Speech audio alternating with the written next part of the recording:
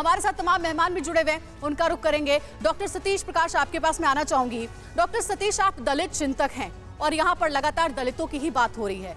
अगर ओबीसी आरक्षण के बिना ये चुनाव होता है तो आप लोग उस पर आपत्ति जता रहे हैं, हालांकि सरकार भी इसके पक्ष में नहीं है। आपकी क्या राय है इस पूरे मसले पर? नहीं, देखिए, मैं इससे कोई बहुत ज्यादा आश्चर्यचकित नहीं हूँ। जब से बीजेपी सरकार आई है, आरक्षण चाहे वो नौकरियों में आरक्षण हो या आपका पॉलिटिकल आरक्षण हो, ये बल्कि पॉलिटिकल आरक्षण को लेकर के पहला बड़ा हमला है। देखिए, मेरा कहना यह है कि ये सिर्फ उत्तर प्रदेश का मामला नहीं है, ये पूरे देश का मामला है। और जो सरकारें हैं, देखिए, उत्तर प्रदेश सरकार ने 2017 के आंकड़े बाकायदा हाईकोर्ट के सामने रखे, ऐसा ही मध्य प्रदेश सरकार ने रखे, ऐसे ही महाराष्ट्र सरकार ने रखे। अब ये समय है, सरकार के द्वारा जुटाए गए आंकड़ों में कहीं ना कहीं धांधली हो सकती है।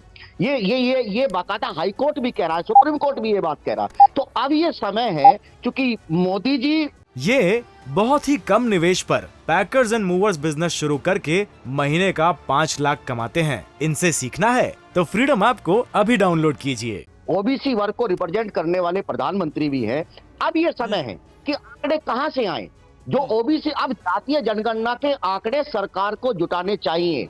2021 में इस देश में जातीय जनगणना की जो मांग थी, अब वो समय है। ठीक है सतीश जी, क्योंकि अनिला सिंह जी भी हमारे साथ है और आपने बीजेपी सरकार को लेकर कई गंभीर बातें और सवाल उठा दिए हैं, धांधली की बात बोल रहे हैं। अनिला जी, आप बातें तो सुन रही है जो सतीश जी की तरफ से कहा गया, क्या होगा आपका जवाब इस पर?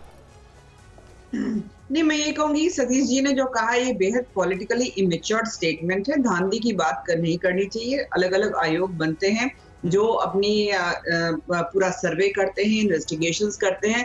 कहते हैं ना, एक ब्लैंकेट स्टेटमेंट दे देना कि नहीं धांधलेबाजी, ये बहुत गलत बात है। कहीं ना कहीं ये लोकतंत्र पर प्रहार है, जो कि हमारे देश के लिए, हमारे राष्ट्र के लिए बिल्कुल अच्छा नहीं है, क्योंकि हम लोग लोकतांत्रिक प्रक्रिया से चलते हैं। बारंबार ये कहा जा रहा है, विपक्ष के द्वारा ये कहा जा रहा है कि भारतीय जनता पार्टी जो है वो पिछड़ों के हित में कार्य नहीं करती। साहब, हम तो पिछड़ों के हित में कार्य कर रहे थे, चुनाव कर रहे थे। लेकिन पूरे देश में और खासकर उत्तर प्रदेश में अनिला जी, परसेप्शन बनाने की कोशिश यही की जा रही है कि बीजेपी जो है वो एंटी ओबीसी है और परसेप्शन यही बनाने की कोशिश की जा रही है। अनिल यादव जो कि प्रवक्ता है कांग्रेस के, वो भी जुड़ गए। अनिल, आपकी जो पुरानी पार्टी है उसने हाथों हाथ इस पूरे मामले को ले लिया, लेकिन अभी भी आपकी पार्टी सो रही है। उस उत्तर प्रदेश में जहां आपकी जमीन खिसक चुकी है, वहां आप इस मौके को कैसे देखते हैं? आपकी पार्टी का रिएक्शन क्या है? क्या कहना चाहेंगे इस पूरे मसले पर?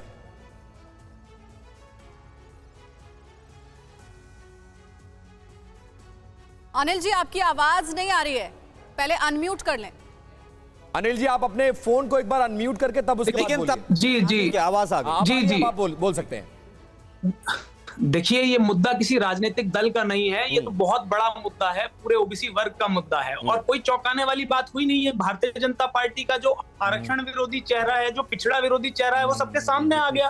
भाई, भारतीय जनता पार्टी आरएसएस की गाइडलाइंस पे चलती है। आरएसएस के प्रमुख ने पहले भी बिहार चुनाव से पहले बात कही थी कि समय आ गया है कि आरक्षण खत्म हो जाना चाहिए। लेकिन इतना बड़ा मामला के चलते तो बिना तैयारी के वोट गए नेता है। अनिल यादव, आपकी पार्टी के शीर्ष नेताओं की तरफ से बयान तो छोड़िए, एक ट्वीट तक नहीं आया है। आप कैसे मददगार बनते हो? कैसी बात कर रहे हैं भाई? प्रियंका गांधी जी ने कहा है इस मुद्दे पर कि हम इस मुद्दे को अगर सड़क पर लड़ना पड़ेगा तो सड़क पर लड़ेंगे और हम लोग पिछड़ों के साथ हैं इस मुद्दे पर। लेकिन क्योंकि कांग्रेस आपको नहीं दिखाई देगी, भारत जोड़ो यात्रा की जो सफलता है उससे भारतीय जनता पार्टी की जो बात आप कह रहे हैं उसी के तहत आज सवाल बीजेपी से भी हो रहे हैं। अनिला सिंह जी, मैं आपके पास वापस आऊंगी, आपकी बात भी पूरी करिए और दूसरा इस बात का जवाब जरूर दीजिए ना।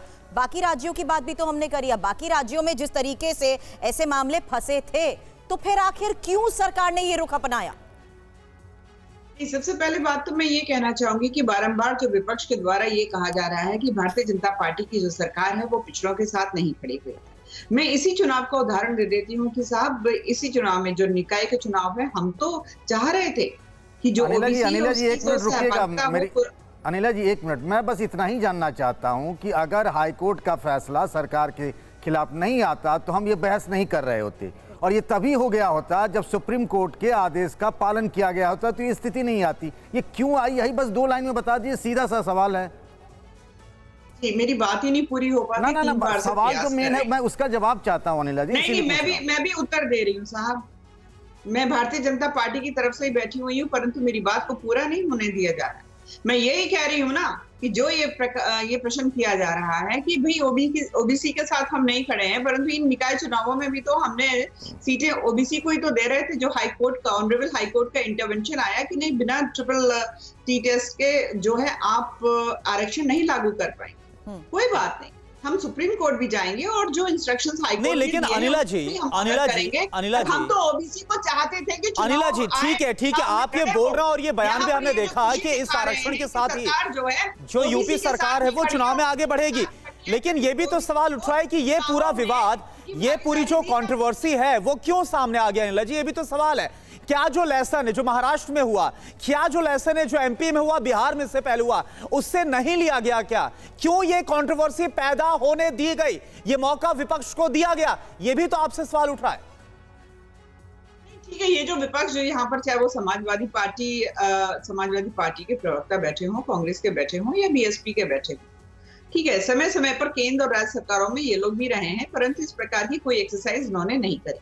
उस राजनीति में मैं बिल्कुल भी नहीं जाना चाहती हूँ, पर मैं ये जानती हूँ कि मंशा जो भारतीय जनता पार्टी की सरकार की है, वो इन चुनावों में भी ओबीसी को कराना चाह रही है। ये सरकार ने पहले ही कह दिया है कि बिना ओबीसी आरक्षण के हम चुनाव नहीं कराएंगे। जो उन्होंने कहा है हम उसको भी ऑनर करेंगे, हम सुप्रीम कोर्ट में भी जाएंगे, क्योंकि ये जो सरकार है ये पिछड़ों के साथ खड़ी हुई है। एक नहीं, मैं 10 चीज आपको भी गिना देती हूँ कि किस प्रकार से, चाहे मंत्रिमंडल से देख लीजिए, चाहे राष्ट्रीय पिछड़ा वर्ग आयोग जो उसको एक संवैधानिक दर्जा किसने दिया? हमारी सरकार ने तो दिया। अनिला जी, इस बारे में बयान आ चुका है सरकार का, मीटिंग भी हो चुकी है, लौट रहे हैं आपके पास। ये बहुत ही कम निवेश पर पैकर्स एंड मूवर्स बिजनेस शुरू करके महीने का 5 लाख कमाते हैं। इनसे सीखना है तो फ्रीडम ऐप को अभी डाउनलोड कीजिए।